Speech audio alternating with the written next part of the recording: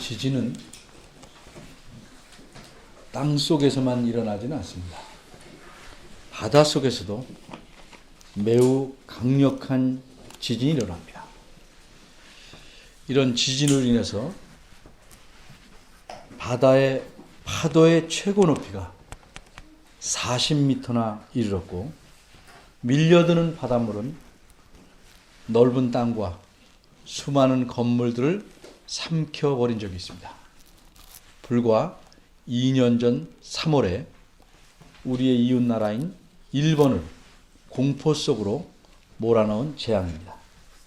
이 재앙으로 인하여 실종자를 포함하여 사망자가 약 2만 명, 부상자도 수천 명에 이르렀습니다. 그런데 이런 지진과 해일로 인해서 건물도 심한 피해를 입었습니다. 완전히 무너진 것과 반만 무너진 것, 일부가 무너진 것을 포함하면 거의 100만 동에 이르렀다고 합니다. 이로부터 7년 전 2004년 12월에는 이만큼 강력한 지진이 또 일어났습니다. 이것은 인도네시아에서 일어난 것인데, 이 지진이 엄청난 해일을 일으켰습니다.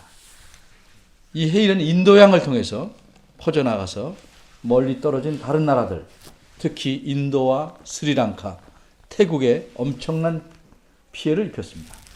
이 재앙으로 인해 거의 30만 명이 죽거나 다쳤습니다. 이처럼 자연재앙은 무섭습니다. 사람이 막을 도리가 없기 때문에 속수무책입니다. 그런데 이 두 가지 재앙을 다 합쳐도 상대가 되지 않을 만큼 엄청나게 크고 무서운 재앙이 일어난 적이 있습니다. 이것은 지금까지 인류 역사상 가장 무섭고 두려운 재앙이었습니다. 이 재앙이 얼마나 무섭고 두려웠는지 짐작하실 수 있겠습니까? 이 재앙은 몇 나라를 망가뜨린 정도의 규모가 아니었습니다. 이 재앙으로 이 세상에 망하지 않은 곳이 없었습니다. 온 세상이 이 재앙으로 황폐해졌습니다. 그럼 이때 얼마나 많은 사람이 죽은 줄 아시겠습니까? 물론 매우 오래전에 일어난 일이라 정확한 기록은 없지만 인류 학자들의 계산에 따르면 이 재앙이 일어날 때의 인구는 서기 1850년대쯤의 인구와 비슷하다고 합니다. 지금으로부터 약 160년 전인 1850년대에는 이 세상의 인구가 얼마나 되었을까? 약 10억 명쯤 되었다고 합니다. 이 많은 사람들 중에 인류 역사상 가장 끔찍한 재앙으로 인해 죽은 사람이 얼마나 될까요? 한 100만 명? 아니면 1000만 명? 다 아닙니다. 그럼 1억 명? 아닙니다. 그럼 혹시 5억 명? 그것도 아닙니다. 훨씬 더 많았습니다. 그럼 전부 다? 그렇습니다. 10억 명 중에서 단지 8명만 살았고 나머지는 다 죽고 말았습니다. 사람들뿐만 아니라 이 세상에 있던 짐승들과 새들도 거의 다 전멸하였습니다. 도대체 그 재앙은 어떤 종류의 것이었는가? 그것은 홍수였습니다. 세상을 모두 물로 덮어버린 대홍수였습니다. 이 홍수에서 살아남은 자는 누군가? 노아라는 이름을 가진 할아버지와 그의 가족뿐이었습니다. 그들은 어떻게 살아남을 수 있었을까? 그리고 이들은 살아남은 뒤에 황폐해져 버린 세상에서 어떻게 살아갈 수 있을까? 그리고 이 일이 우리에게 무엇을 가르쳐 주는가? 오늘 본문을 통해서 생각해 보고자 합니다. 20절입니다. 노아가 홍수가 다 끝나고 나서 제일 먼저 한 일은 제단을 쌓은 일입니다. 여호와 하나님께 제사를 드리기 위해서입니다. 노아는 깨끗한 짐승과 새들 중에서 얼마를 취해서 그것들을 제물로 바쳤습니다. 제물에는 몇 가지 종류가 있는데 이렇게 재물을 모두 태워서 바치는 제사를 번제라고 합니다. 노아가 이렇게 하나님께 제사를 드린 것은 당연히 하나님의 은혜로 살아남게 된 사실을 감사하였기 때문입니다. 만일 하나님의 은혜가 아니었다면 노아와 그의 가족은 다른 사람들과 함께 그 홍수에 완전히 멸망하고 말았을 것입니다. 비가 쉬지 않고 내렸습니다. 하루 이틀이 아니고 한 주일, 한 달이 지났습니다. 이렇게 40일간 비가 쏟아졌습니다. 그 앞에 창세기 7장 12절입니다. 양동이로 물을 쏟아 붓듯이 하늘에서 비가 마구 내렸습니다. 이렇게 엄청나게 비가 쏟아지는 까닭은 그 창세기 7장 11절 맨 뒷부분에서 알 수 있습니다. 하늘의 창들이 열렸기 때문입니다. 이 말은 비유적인 표현입니다. 하늘에 무슨 창문이 있겠습니까? 이것은 집 주인이 집 안에서 창문들을 다 열고 그리로 물건들을 막 집 밖으로 마구 내던져 버리는 상황을 나타내려고 하늘을 집에 비유하는 것입니다. 그럼 이 하늘이라는 집에 계신 주인은 누구신가? 당연히 하나님이십니다. 이런 비유적인 표현을 사용한 것이 성경 다른 곳에 또 나타납니다. 먼 훗날 이스라엘에서 있던 일입니다. 이웃 나라가 쳐들어와서 그 성을 아주 꽁꽁 오랫동안 포위했습니다. 그 결과 그 성 안에는 먹을 것이 다 떨어졌습니다. 심지어 자기 자식들을 서로 내주고 잡아 먹어야 될 만큼 아주 불행하고 심각한 상황이었습니다. 그러니 음식으로 먹을 수 없는 것까지 그 값이 치솟았습니다. 예를 들면 평소에는 음식으로 거들떠보지도 않고 배설물로 여기는 비둘기 똥마저 비싼 값에 팔렸습니다. 그런데 하루는 선지자가 나타나서 그 성의 성문 앞에 서서 이렇게 큰 소리를 말합니다. 내일 이맘때가 되면 아주 고운 밀가루 5kg의 값이 한 세겔이 될 것이다. 그렇게 말하는 오늘 현재 비둘기 똥 시세가 100g에 5세겔입니다. 그런데 그게 50배 되는 밀가루 5kg 값은 비둘기 똥보다 5배나 5분의 1밖에 안 되는 한 세겔이 된다는 겁니다. 있을 수 없는 일입니다. 그렇게 되려면 밀가루가 눈처럼 하늘에서 마구 내려서 너무 흔하게 되어야 가능할 것입니다. 그러자 이 선지자의 말을 들은 어떤 장관이 이렇게 말합니다. 여호와께서 하늘에 창문을 내신들 어찌 그런 일이 있으리요. 열왕기하 7장 2절입니다. 무슨 뜻입니까? 하늘에서 창문들을 열고 하나님께서 밀가루를 마구 뿌리신다면 모를까? 어찌 그런 일이 있을 수 있겠냐는 말입니다. 이 비유적인 표현처럼 하나님께서는 하늘의 창문들을 여시고 아래로 물을 퍼부으셨습니다. 그런데 이뿐만이 아닙니다. 창세기 7장 11절을 보면 큰 기품의 샘들이 터졌습니다. 여기서 큰 기품의 샘이란 깊은 샘을 뜻하는 것이 아닙니다. 여기서 기품이란 말은 창세기 1장 2절에 처음 나왔고 여기서 다시 나온 낱말입니다. 창세기 1장 2절을 보면 하나님께서 온 세상을 창조하실 때 처음에는 온 세상이 물로 가득 차 있었습니다. 그러니 그 물이 얼마나 많고 깊겠습니까? 그렇게 말할 수 없이 많고 깊은 물을 가리켜 기품이라고 표현했습니다. 또 창세기 7장 11절을 보면 원어에는 모든이란 말이 들어있습니다. 큰 기품에 모든 샘들이 터졌다고 말합니다. 그러니 이 노아 때 홍수는 단순히 비만 많이 내린 것이 아닙니다.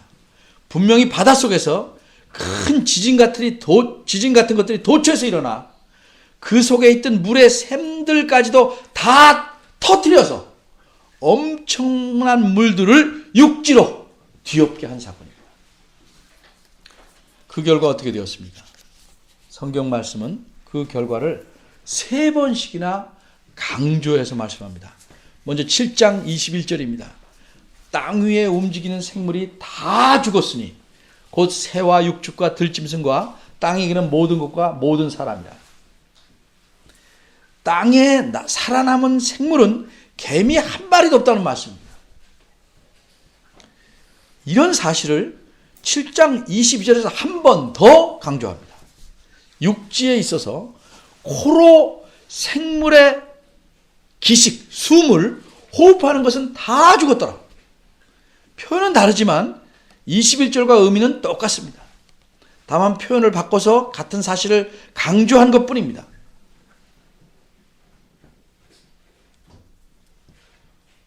그런데 그 다음 구절에서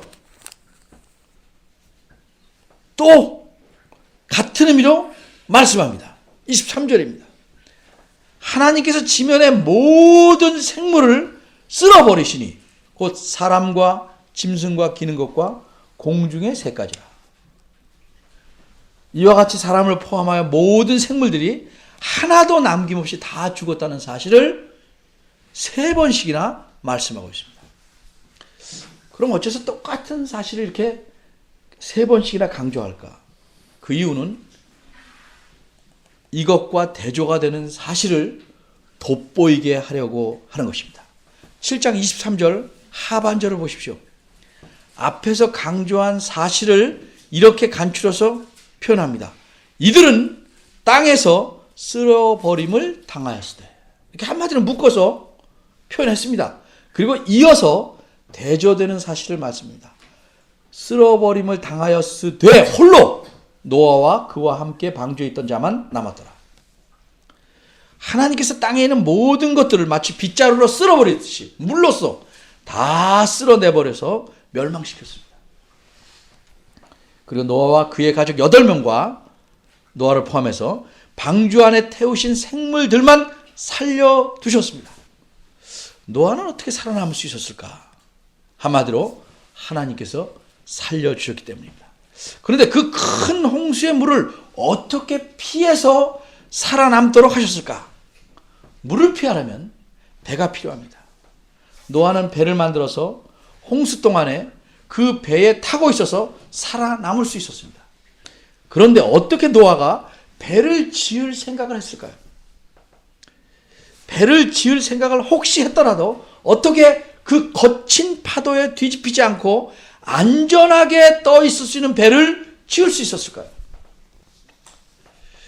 그때까지 사람들이 이렇게 큰 배를 보았다면 작은 배는 볼 수 있을지 모르지만 큰 배를 만든 것은 고사하고 본 적은 없었을 것입니다. 따라서 그렇게 큰 배를 잘 만드는 기술도 당연히 없었습니다. 그런데 어떻게 이렇게 안전한 배를 만드는 일이 가능하였을까요? 한마디로 6장 14, 15, 16절에서 여러분이 보시는 바와 같이 하나님께서 가르쳐 주셨기 때문입니다. 하나님께서는 어째서 이렇게 큰 배가 필요한지도 6장 17절에서 말씀해 주십니다. 사실 하나님께서 노아에게 자신이 홍수를 일으킬 계획을 갖고 있다 라고 귀뜸만 해주시고 그러니까 나머지는 내가 알아서 해라 라고 하셨더라도 그것은 감사한 일입니다. 어쨌든 살 수 있는 길을 알려주신 것이기 때문입니다. 위험을 피할 수 있는 길을 알려주셨기 때문입니다. 그런데 하나님께서는 그 정도로 말씀하시고 멈추지를 않으셨습니다. 하나님께서는 실제로 홍수를 충분히 견뎌낼 수 있는 배를 만들 수 있도록 알려주셨습니다. 이 배는 방주라고 하는 것인데 이름이 이렇게 붙여진 것은 이것은 물 위에 안전하게 떠 있는 것이 목적인 배이기 때문에 그렇습니다. 어디로 돌아다니는 게 목적이 아니고 물 위에 안전하게 떠 있는 배입니다. 이 목적을 위해서 하나님께서는 배의 길이와 폭의 비율이 6대 1이 되게 하셨습니다. 이게 어떤 의미일까? 이것은 근대에 배를 만드는 기술이 발달하고서야 비로소 6대1이라는 비율이 어떤 것인지 알았어요.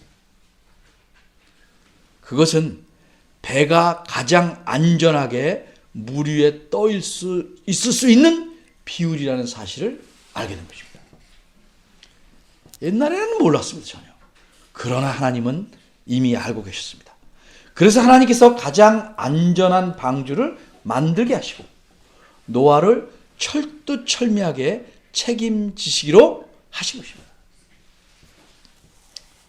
이와 같은 하나님의 완벽한 은혜로 노아는 두렵고 끔찍한 홍수에서 살아남았습니다. 그래서 이 큰 은혜를 감사하려고 여호와 하나님께 노아가 제사를 드렸습니다. 21절입니다. 8장 21절입니다. 하나님은 노아의 진심을 아셨습니다. 그것이 무늬만 제사가 아니고 노아가 진심으로 감사하는 마음으로 드린 제사임을 아셨기 때문에 하나님은 그의 제사를 기뻐 받으셨습니다. 여호와께서 그 향기를 흠양하셨다는 표현이 그런 의미입니다. 그리고 하나님께서는 자신의 마음에 다짐을 하셨습니다. 어떤 결심을 하셨습니다. 어떤 다짐인가? 두 가지입니다. 성경 원어에 따르면 이 두 가지 다짐은 똑같은 말씀으로 시작합니다.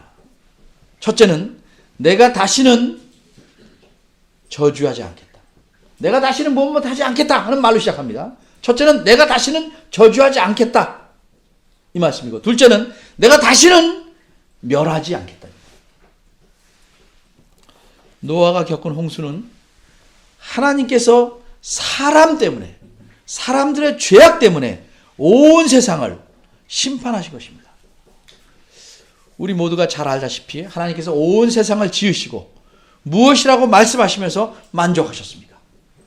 창세기 1장을 보시면 하나님이 보시기에 좋았더라 라는 말씀이 거듭거듭 나옵니다. 근데 그렇게 좋았던 세상이 어떻게 되었습니까? 홍수 직전에는 이렇게 변했습니다. 창세기 6장 11절 12절을 보면 이렇게 말씀합니다. 때에 온 땅이 하나님 앞에 폐괴하여, 하나님이 보신즉 땅이 폐괴하였으니, 굉장히 어려운 말이죠. 여기서 폐괴하였다는 말은 썩어서 망가졌다는 의미입니다. 하나님께서 보시기에 참으로 좋게 만드신 세상이 이제는 좀 나빠진 정도가 아니라 썩어서 아예 쓰지 못하도록 망가져 버렸습니다. 이렇게 된 이유가 무엇입니까? 6장 12절 하반절에 그 이유가 나옵니다. 이는 땅에서 모든 혈육 있는 자, 즉 사람의 행위가 폐괴함이었기 때문입니다. 그러기에 하나님께서는 사람 때문에 땅마저 심판하셨던 겁니다. 그런데 이후로는 그렇게 땅을 저주하지 않으시겠다고 다짐하신 것입니다. 두 번째 다짐은 내가 다시는 전에 행한 것처럼 모든 생물을 멸망시키지 않겠다는 말씀입니다. 바꿔 말하자면 이번에 홍수로 사람을 비롯해서 모든 생물을 죽이셨던 것처럼 앞으로 그렇게 멸하지 않겠다고 다짐하신 것입니다. 이렇게 두 가지를 다짐하게 되신 이유는 무엇일까? 어떤 분들은 이렇게 생각합니다. 21절을 보면 여호와께서 노아가 드린 제사의 향기를 흠양하시고 이런 다짐을 하셨으니까 노아의 제사 때문이라고 생각합니다. 정말 그럴까요? 만일 그런 생각이 맞는다면 논리상 우리는 이렇게 생각해야 합니다. 만일 노아가 제사를 드리지 않았다면 하나님께서는 계속해서 땅을 저주하시고 땅의 모든 생물들을 홍수를 통해서 멸망시키셨을 것이다.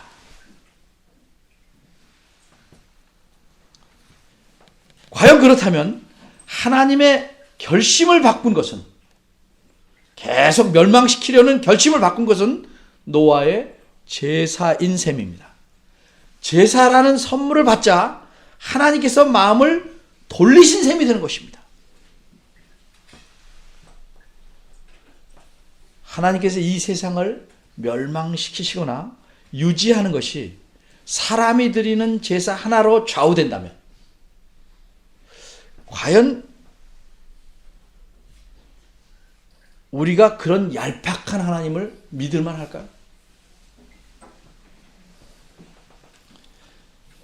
이런 식으로 성경을 이해하려는 것은 하나님을 매우 졸렬한 분으로 만드신 잘못된 이해입니다.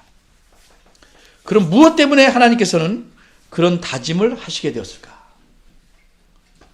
21절 자체에서 분명히 그 이유를 말씀합니다. 중간입니다. 이는 그 이유입니다. 이는 사람의 마음에 계획하는 바가 어려서부터 악합니다. 하나님께서 두 가지 다짐을 하신 이유는 노아의 제사 때문이 아니라 사람이 어려서부터 악하다는 사실을 잘 아시고 계시기 때문입니다. 여기서 사람이라고 할 때 누굽니까? 다른 사람들은 이미 홍수로 다 죽었습니다. 그리고 앞으로 이 땅을, 온 땅을, 그리고 생물을 멸하지 않겠다고 하는 이유로 사람을 말씀한 것이니까 살아있는 사람입니다. 불과 8명, 노아와 그의 가족 통틀어 8명을 지금 사람이라고 말씀하는 겁니다.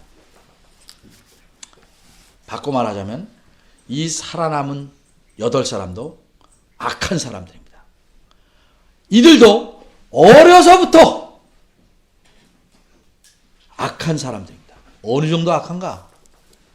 표현을 보시면 마음에 계획하는 바 자체가 악한 사람. 다시 말해서 마음의 그 동기조차가 악한 사람들입니다. 선한 것을 조금도 생각할 수 없을 만큼 악한 인간들입니다. 바로 여기서 심각한 질문이 생깁니다. 홍수의 기간은 약 1년입니다. 노아가 600세에 홍수가 나서 601세에 홍수가 끝났습니다. 따라서 하나님께서는 노아가 어렸을 적부터 원래 악하다는 사실을 잘 알고 있었습니다. 홍수 이전 훨씬 600년 전부터 노아가 악하다는 사실을 잘 알고 계셨습니다. 홍수로 죽은 모든 사람들은 하나님 보시기에 악해서 홍수라는 심판을 통해서 멸망한 것입니다. 이처럼 노아도 죽은 다른 사람들처럼 본질적으로 악합니다. 그런데 어째서 다른 사람들은 멸망을 받았고 노아는 구원을 받았는가? 이것이 여기서 생기는 심각한 질문입니다. 이 질문에 대해서 오늘은 간단히 설명하려고 합니다. 우선 분명한 사실은 악함으로 따지자면 노아도 예외 없이 다른 사람들과 같이 홍수로 멸망을 받았어야 할 만큼 악한 사람입니다. 악한 사람을 심판해서 멸망시키는 것이 하나님의 공의, 하나님의 정의입니다. 그런데 하나님께서는 노아만은 이 심판에서 건져내시기로, 살려두시기로 하셨습니다. 모든 사람을 다 죽여야 하는데 그중 한 사람을 살리시기로 한 것입니다. 마땅히 모두가 다 죽어야 하는데 그 가운데서 한 사람을 살리셨다는 것은 불공평이 아니라 하나님의 긍휼입니다. 예수 그리스도와 연관하여 말하자면 마땅히 모든 인간이 자신의 죄값으로 다 죽어야 하는데 오직 한 사람만 대신하여 죽이심으로써 다른 모든 사람들을 살리신 것도 불공평이 아니라 하나님의 긍휼입니다. 혹 여기서 어떤 분은 이렇게 생각하실 수도 있겠습니다. 창세기 6장 9절을 보면 노아는 의인이요 당세의 완전한 자이며 하나님과 동행하였다고 합니다. 이 말씀을 보니 노아의 이런 의로움 때문에 하나님께서 노아를 구원하신 것이 아니냐 이렇게 생각하실 수 있을 것입니다. 그러나 이런 생각은 성경이 말씀하고자 한 것을 성경의 논리대로 이해한 것이 아니라 인간의 생각에 짜 맞추었기 때문에 나타나는 생각입니다. 인간의 생각은 쉽게 말하면 이렇습니다. 이 세상에 공짜가 어디 있는가? 없다. 무엇인가 잘한 점이 하나라도 조금이라도 있으니까 그 점을 하나님께서 참고하셨다. 고려하셨다. 이런 생각은 순전히 이 세상의 일들에 적용할 경우에는 타당할 수 있습니다. 그러나 하나님의 생각은 사람의 생각과 다르고 하나님의 길은 인간의 길과도 다릅니다. 하나님께서 어느 사람을 구원하시려고 긍휼을 베푸시는 것은 전적으로 하나님 자신의 은혜입니다. 인간의 어떤 조건을 전혀 조금도 고려하거나 참고하시지 않습니다. 오직 순수하게 하나님 자신의 깊으신 뜻대로 은혜를 베푸시는 것뿐입니다. 그렇다면 창세기 6장 9절에서 어째서 노아를 의인이며 완전하고 하나님과 동행한 자라고 말하고 있는가? 이것은 정답을 말하면 하나님의 은혜가 얼마나 크고 놀라운 것인지를 드러내기 위해서 기록한 것입니다. 무슨 뜻인가? 이게 무슨 말인가? 그 앞구절인 6장 8절을 보십시오. 이렇게 말씀합니다. 그러나 노아는 여호와께 은혜를 입었더라. 모든 사람이 멸망을 받아야 하는데 그 중에서 노아는 하나님의 은혜를 입었기에 멸망하지 않고 구원받을 수 있게 되었다는 사실을 시사합니다. 그리고 9절은 하나님께서 노아에게 주신 은혜는 단지 홍수에서 건져냄을 받는 것 한 가지만이 아니고 노아의 생애 전체에 미치는 놀라운 것이라는 사실을 말씀해 주는 것입니다. 바꿔 말하자면 노아가 의인이요 완전한 자요 하나님과 동행할 수 있었던 근본적인 이유는 다름이 아니라 노아가 하나님께 은혜를 입었기 때문이라는 것입니다.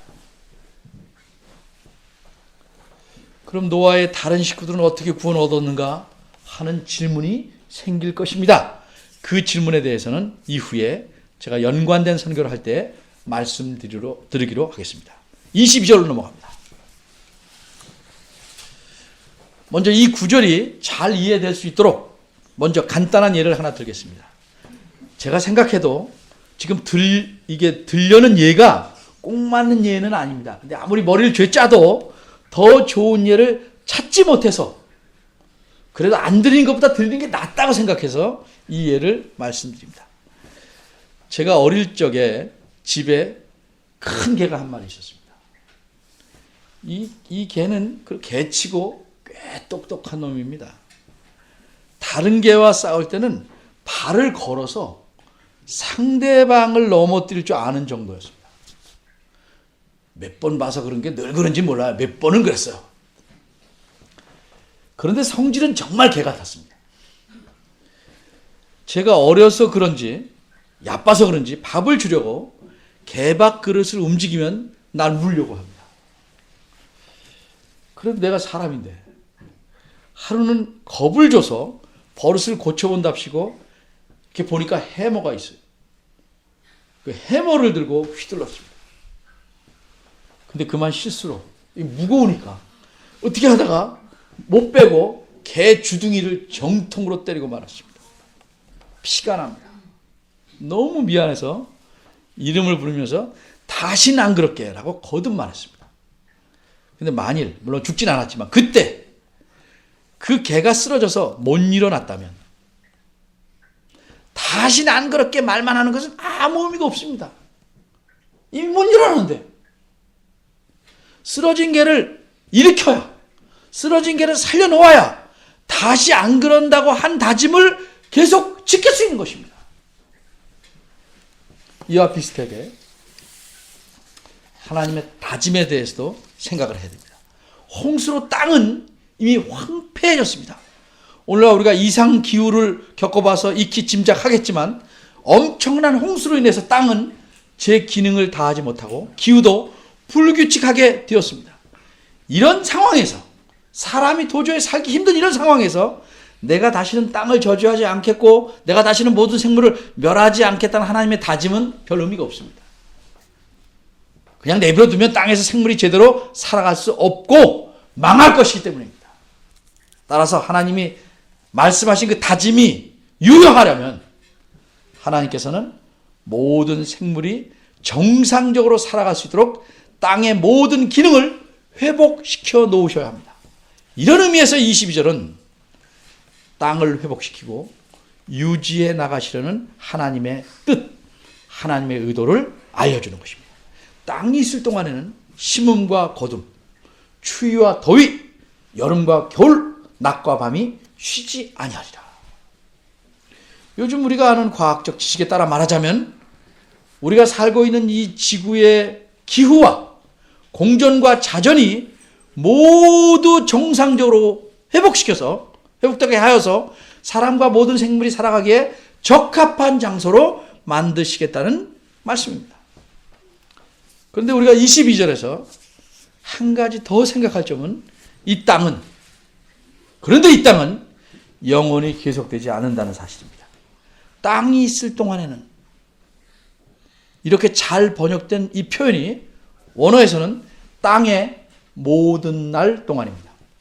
이 세상은 하나님께서 정하신 때가 되면 반드시 끝이 납니다. 그 후에는 하나님의 심판이 있을 것입니다. 모든 것이 규칙적으로 돌아가는 것을 보면 우리는 종종 이 상태가 영원할 것 같이 착각합니다. 허나 이 규칙적인 것들은 하나님께서 허락하셨기 때문에 가능하다는 사실을 잊지 말아야 합니다. 해는 아침마다 동쪽에서 떠오르지만 하나님께서 멈추시면 모든 것이 끝이 납니다. 이렇게 인간은 인정하든 안 하든 하나님의 은혜 안에서만 생존이 가능한 것입니다. 이 사실을 알고 인정하는 자는 지혜로운 자이며, 그리고 그가 진정 지혜롭다면 하나님 앞에서 어떻게 살아야 할지를 고민해야 할 것입니다. 저는 오늘 본문은 하나님께서 홍수 이후에 자기 마음속에 밝히신 자신의 다짐이 무엇인지를 우리에게 알려줍니다. 그런데 그 이후에 어찌 되었습니까? 이 다짐의 약속대로 노아 홍수 이후에 지금까지 여전히 이 세상은 전체적으로 볼 때 모든 사람들이 살아갈 수 있도록 규칙적으로 돌아가고 있습니다. 이것이 하나님의 큰 은혜이며 긍휼이 아닙니까? 죄인을 죄대로 갚지 않으시며 길이 참으시기에 이 세상이 멸망하지 않고 아직 존속하고 있는 것입니다. 내가 걷고 있는 이 땅, 내가 살고 있는 공간, 내가 일해서 얻는 소득, 내가 들이마시는 공기, 내가 마시는 물, 내가 바라보는 아름다운 하늘과 구름, 저 멋진 산과 들판, 아름다운 꽃과 나무, 이 모든 것들은 하나님께서 자신의 다짐을 성실히 지키시는 까닭에 우리가 오늘날 누릴 수 있는 것입니다. 우리는 이렇게 값없이, 값으로 살 수 없는 엄청난 가치를 누리면서 살아갑니다. 그런데도 하나님께 감사한 마음이 들지 않는다면 그는 은혜를 모르는 짐승이라고 해도 과언이 아닐 것입니다. 게다가 우리는 오직 하나님의 은혜로 영원한 멸망에서 구원을 얻었습니다.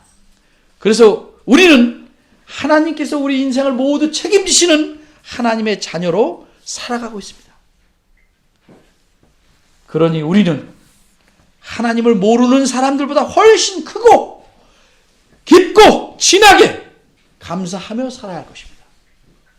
주일마다 드리는 이 예배를 통해서, 그리고 매일의 삶 속에서 이 모든 하나님의 큰 은혜에 대해서 하나님께 진심으로 감사하는 여러분이 되시기를 바랍니다. 기도하겠습니다. 하나님, 저희 마음을 스스로 들여다봅니다. 감사하는 마음도 없진 않지만 불평과 원망과 속상함과 좌절과 여러 가지 썩은 뿌리들이 많이 잘하고 있는지 모르겠습니다. 세상을 지으신 하나님께서 우리의 아버지이시고 모든 것을 자신의 약속과 다짐대로 이루어가고 계시는데도 우리는 고아인 양 우리 스스로 우리 삶을 걱정하며 살아가려고 합니다. 이러한 의심과 교만을 버리게 하시고 진정 하나님 앞에서 하나님을 신실하게 믿는 태도로 살아가도록 하시고 하나님의 은혜에 늘 감사하는 자가 되도록 저희들의 마음을 바꾸어 주시옵소서. 예수님의 이름으로 기도합니다. 아멘. 다 같이 일어나셔서